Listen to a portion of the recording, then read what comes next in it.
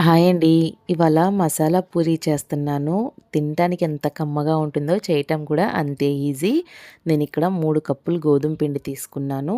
3 కప్పులు గోధుమ పిండికి 2 స్పూన్ల బొంబాయి రవ్వ, 2 స్పూన్లు శనగపిండి, రుచికి సరిపడా ఉప్పు, పావు స్పూన్ పసుపు, ఒక పావు అంగుళం ముక్క అల్లం తురుముకొని వేసుకోవాలి. వేయించిన జీలకర్ర పొడి పావు టీ స్పూను, ఇది వాము ఒక పావు స్పూన్ వేసుకోవాలి. ఈ విధంగా నలిపి వేసుకోండి, ఫ్లేవర్ అనేది బాగా ఎన్హాన్స్ అవుతుంది. ఇవన్నీ వేసుకొని ఇందులో సన్నగా తరిగిన కొత్తిమీర కొద్దిగా, సన్నగా తరిగిన పాలకూర ఒక కట్ట వేసుకోవాలి. కాడలు వేయకుండా ఆకులు వేసుకోండి. ఉడికించిన బంగాళదుంపలు చిన్న సైజు అయితే 2 తీసుకోండి, పెద్ద సైజు అయితే ఒక బంగాళదుంప వేసుకొని ఇవన్నీ బాగా కలుపుకొని ఇందులో మనం వేడి నీళ్ళతో పిండిని కలుపుకోవాలండి. గోరువెచ్చగా ఉన్న నీళ్లు తీసుకోవాలి. మనం 3 కప్పులు గోధుమ పిండి తీసుకున్నాం కాబట్టి కప్పున్నర అయితే వేడి నీళ్లు పడతాయి.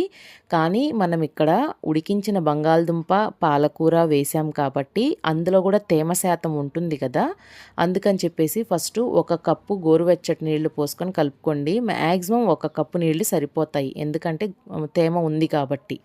ఈ విధంగా మనం పూరీ పిండి ఏ విధంగా అయితే కలుపుకుంటామో అలాగే కలుపుకోవాలి. మనం ఇందులో ఎటువంటి సోడా కానీ ఈనో కానీ ఏమీ వేయలేదండి.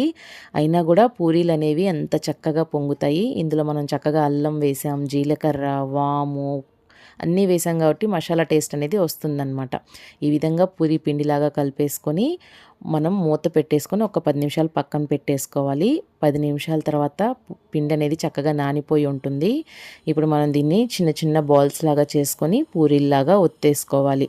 పూరీలు ఎప్పుడైనా సరే మరీ పల్చగా కాకుండా మీడియంగా కొంచెం మందంగా ఒత్తుకుంటేనే బాగా పొంగుతాయండి. పల్చగా ఒత్తుకుంటే మనకి అప్పచ్చుల్లాగా అచ్చక్కల్లాగా మాడిపోయినట్టుగా అయిపోతాయి అన్నమాట. మీడియంగా అంతా చుట్టూ ఒకేలాగా ఈక్వల్గా ప్రెస్ చేసుకోవాలి పూరి అనేది ఎప్పుడైనా. నేనైతే పూరి అద్దేటప్పుడు ఎప్పుడు పొడిపిండి అద్దనండి, ఆయిల్తో అద్దుకొని చేసుకుంటానన్నమాట. పొడిపిండి అద్దుకుంటే మనకి ఆయిల్ అనేది తొందరగా మాడిపోయినట్టుగా అయిపోతుంది. అదే మనం చక్కగా నూనె అద్దుకొని చేసుకున్నాం అనుకోండి, ఆయిల్ అనేది క్లియర్గా ఉంటుందన్నమాట. అన్నీ ఈ విధంగా పూరీలన్నీ ఒత్తేసుకొని ఆయిల్లో వేసిన తర్వాత ఈ విధంగా ఒత్తాలండి. ఒక్కసారి ఒత్తితే గనక చక్కగా పొంగుతుంది పూరి అనేది. ఇది టిప్ అండి, గుర్తుపెట్టుకోండి. చాలామంది పూరి వేసి వదిలేస్తారు, మనకు పొంగలేదేంటి అనుకుంటారు. ఎప్పుడైనా సరే పూరి వేసిన తర్వాత దాని మీద చెంచా పెట్టి ఒక్కసారి ఈ విధంగా అద్దితే చూడండి ఎంత చక్కగా పొంగుతుందో. ఈ విధంగా పొంగుతుందన్నమాట. అన్ని పూరీలు ఇదే విధంగా వేయించేసుకొని మనం వేడివేడిగా సర్వ్ చేసుకోవచ్చండి. ఏ కర్రీతో తిన్నా బాగుంటుంది. కర్రీ లేకుండా కూడా ప్లెయిన్గా తినేసేయచ్చు ఈ పూరీలు, అంత బాగుంటాయి రుచిలో. ఒక్కసారి తప్పకుండా ట్రై చేయండి. నా వీడియోస్ కనుక నచ్చితే లైక్ చేస్తూ ఉండండి, షేర్ చేస్తూ ఉండండి. ఇప్పటిదాకా నా ఛానల్ని సబ్స్క్రైబ్ చేసుకోకపోతే సబ్స్క్రైబ్ చేసుకోండి. ఇప్పుడు నేను చూపిస్తాను చూడండి మీకు పూరి అనేది ఎంత మెత్తగా ఉందో. మనం శనగపిండి వేసాం కదా, స్మూత్గా ఉంటుంది. అదేవిధంగా బొంబాయి రవ్వ వేసాం కదా, కొంచెం క్రిస్పీనెస్ కూడా ఉంటుంది. తప్పకుండా ట్రై చేయండి. Please do subscribe.